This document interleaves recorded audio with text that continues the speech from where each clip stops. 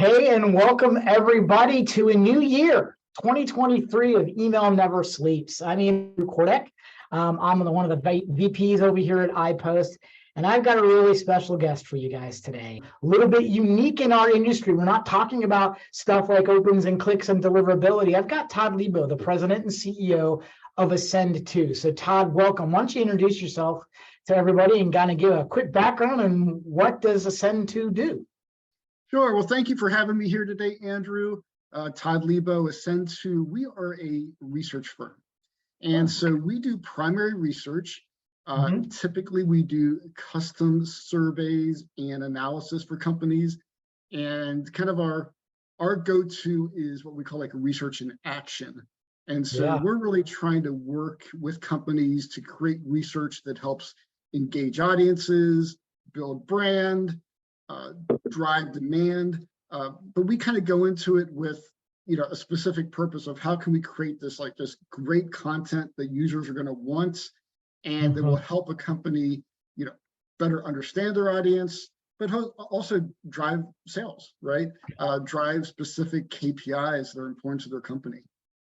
But doing research for this call, I actually went and read your research recap of blog posts, and it was really interesting to me. You had just a deluge of interesting stuff that you guys did over in 2022. One of the things that you guys put out was, hey, video is hot. Decision makers, B2B decision makers really get involved in video. And then there was some other things around CDPs. I'm curious, as you guys do primary research, and what you see in terms of digital or specifically maybe even email marketing, was there something that you did last year or something that maybe you are seeing or people want you to do some research on around email in and itself this year? Yeah, there were a couple of things we found out with email. One is, we still see that email's working, but it's harder and harder to keep that list growing and keep it engaged, right? So companies might have a large list, but how many of those people are engaged, and what are the foundations for making that happen? So like in our research, we do a lot of questions of, what are your challenges? Working, how are you overcoming those challenges? And, for email, so many things go right back to data quality, and email's obviously not any different. Like, how clean is your list? Do you have it well segmented? Do you have, do you understand your audience enough and have it broken out so you can be directly communicating, giving them important value, because it's a transaction, right? It's, I give you my email, what are you going to provide me in return? And they don't want to just be sold, right? They want to be educated. They want to be, have more knowledge as a result of that relationship. What do you think? So just taking a step back here, because there's a lot of trends, a lot of different things that I read from research from a variety of different organizations, but I want to take a step back and talk about Ascend2 and the way you guys do your primary research, which I think is interesting because you send me a lot of pieces. We trade emails a little bit throughout the year. And some of the stuff that I read coming out of you guys is pretty amazing.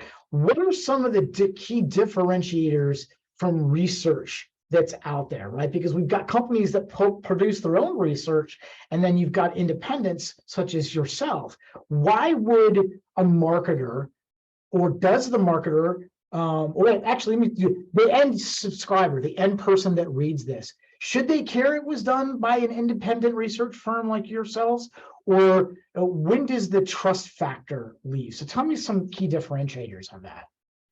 Right. Yeah. Good question. A lot of, and there's all kinds of research you can do. And I think one of the things that helps differentiate us is there is that independence factor that's really important, right? So we're working with company X, right? And when we start engaging with them, we do this all the time. So we kind of really know like how to steer the conversation and figure out the questions we want to ask that are not only going to get data back, but get actionable data for the end user, right? Because at the end of the day, research is only as good and helpful as if it makes people make changes, right? So we want people to look at the research and be like, wow, that's pretty interesting. Right. And maybe I should give this to my CEO. Yeah. Right. Right. My strategy of why I want to do this, right? Because now I have data to support.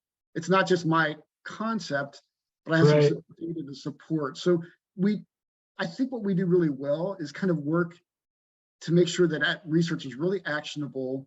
Yeah. And when you do that, and when it's useful to the end user, it ultimately is going to be useful for the company who's putting it out, right? Because that's going to transfer over to them being like, wow, this company really knows what they're doing.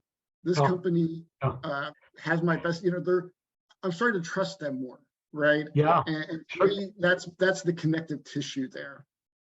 One of the, so I'll take the naysayer standpoint here, right? Sometimes I read research or I read things and it's kind of like the proverbial eye roll, like, boy, I could skew any numbers any way I like it, right? Anybody can interpret data one way and skew it to a different thing. When does it become, or what as an end user or reader would be about this when I should be concerned? When numbers are really skewed one way, like, is there a time where somebody should do the proverbial eye roll around how research and data is presented? I'm just curious, because sometimes I'm a glass is half empty type of guy. I'm mostly half full. But when I read stuff, I'm like, does this make sense to me as a seasoned marketer? So I'm curious. Yeah, I think it's always good to be a little bit skeptical sometimes, and truly sometimes that's where it's good to have that third party agnostic research firm as part of the process.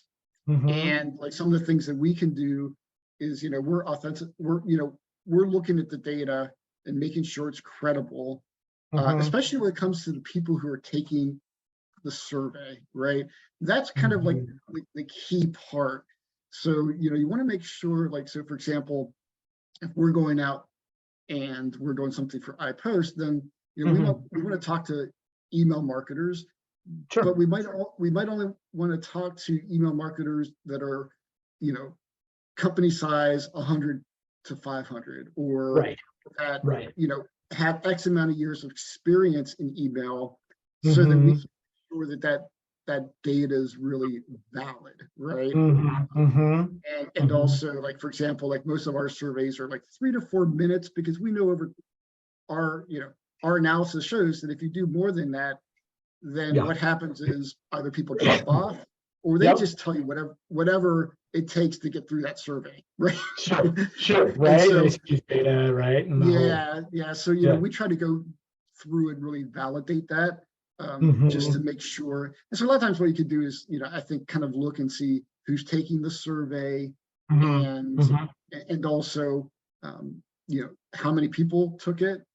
And I think having that third party really is helpful, and not only for the quality of the data, but also like, to be honest, when we have conversations with companies where, we kind of ask them questions, like whenever we're figuring out the survey questions, and say, how are you going to use that data?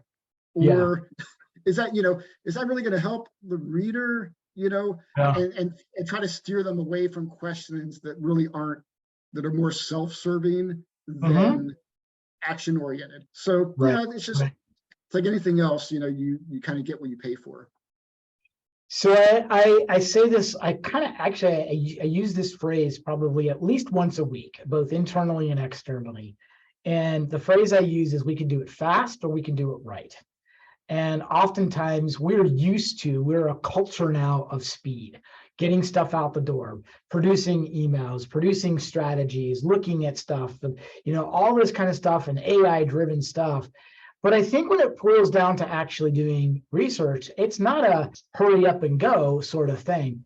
Take us through, what is your process? How long does it take to do a really in-market study to get really sort of dialed in, so that when you produce that report, you're just pumped for it? So take us through that, because I'm sure people are curious. Like, it's just not done overnight, right?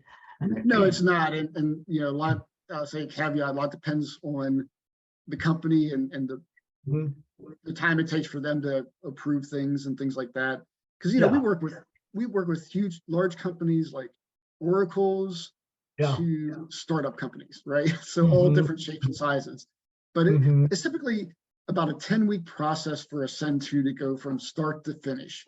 Start being discovery call to figure out the scope and the direction of the survey, to working on those survey questions, doing, creating the survey, getting the audience, fielding it, analyzing it, writing, and delivery. And so that's about a 10-week process. And one of the secret things that we do here to Send-To, which, to be honest, Andrew, we weren't doing this until kind of learned this. But we found a lot of companies, one is since we were the research firm, we can leverage that to go out to the media and to share the research with the media, right? So a lot of times it's much more well received by the research firm as compared to the organization. So what we'll do is we'll also go out and help to make those connections with the media, to get that media coverage, to really help with the thought leadership.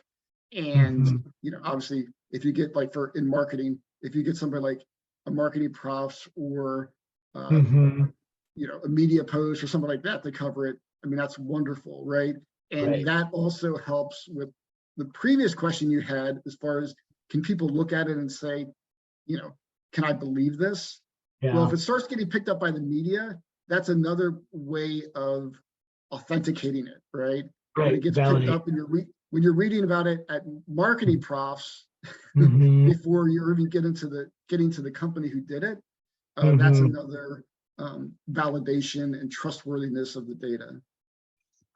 So you see probably a lot of ends of the spectrum. And so I'm going to ask you one final question, and I'm going to leave, and hopefully maybe you can give final thoughts too. But jumping into 23, I've seen a lot of predictions, right? Whether it's economic predictions, whether it's political predictions, whether it's digital marketing, email predictions. And, I kind of get excited for certain things, but I also want to jump back into just a regular playbook, right? Because sometimes going back to the basics really works. What are you most excited for in digital or email for 23 based off of what you did in 22? And can you make a prediction or a bold prediction based off of what you see? So curious what your thoughts are, and then final thoughts. Yeah, that's a good question. I would say a lot of times in our research, what we see is these trends, and you kind of see it about a year or two ahead, where people start talking about it, and then the talk actually becomes action. And I would say customer experience and truly getting that figured out is the priority I'm seeing this year in 2023. It's been ramping up the last couple of years, and I can see now the tide rolling, where it's like, okay, now it's not an option. We got to get this figured out, at least more than. And so I would say user customer experience is going to be like a big priority. And then I think the other thing is just starting to figure out how AI is truly going to impact fundamental marketing tactics and strategies we use, right? It's out there. We know there's some interesting things there, but making it usable for the everyday marketer is, to be honest, I don't think it's quite there yet, right? I think it's still work in process or progress.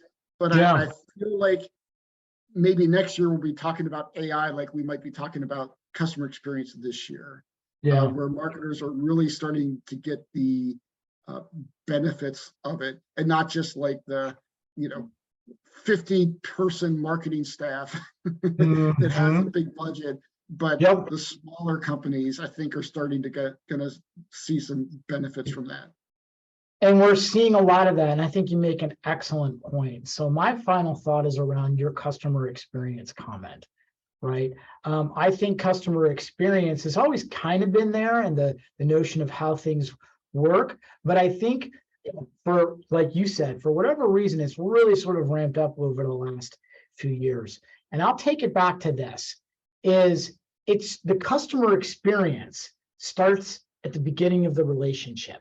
Now, I'll speak strictly from an email standpoint. However you structure somebody signing up for your email program, right? Whether it's on-site, interrupter, whether they purchase something, whether they just want to receive a newsletter, however you acquire that new customer, that experience is thought about from that individual from start to the middle, to the first few emails, to the first few experiences, to when I have to return something or when I unsubscribe. That experience is just a huge bubble for people to wrap their heads around. And my hope, and I've been talking a little bit about this for years, is that marketers take a step back and focus on what are the areas that they know they have the biggest gaps in from the experience standpoint. Can they make little strides for that experience to get better, right? Because taking to social media or taking to wherever and making complaints is one thing. And set those aside for a second. I'm just talking about, like you mentioned in the beginning, engagement, right? People staying engaged in an email program over a long period of time. And that is extremely, extremely important. So Todd Lebo of Ascend2, any final thoughts on your end before we end this Email Never Sleeps, which is fascinating? Yeah, well, I think it's just gonna be an exciting year. I know marketers, there's a lot of hesitation of what's gonna happen this year. Yep. But when you take a step back, I think there's always opportunities in these, Yep. sometimes challenging times. And I would encourage people to go to ascend2.com. We've got all kinds of free research, and there might be some things there that you can use as part of your, plan to your executive team. I mean, I'm always a big firm believer in using, research to help back up and support what you want to do. So yeah, feel free to go there. And Awesome. If anybody has, interest in learning more about original research, please reach out.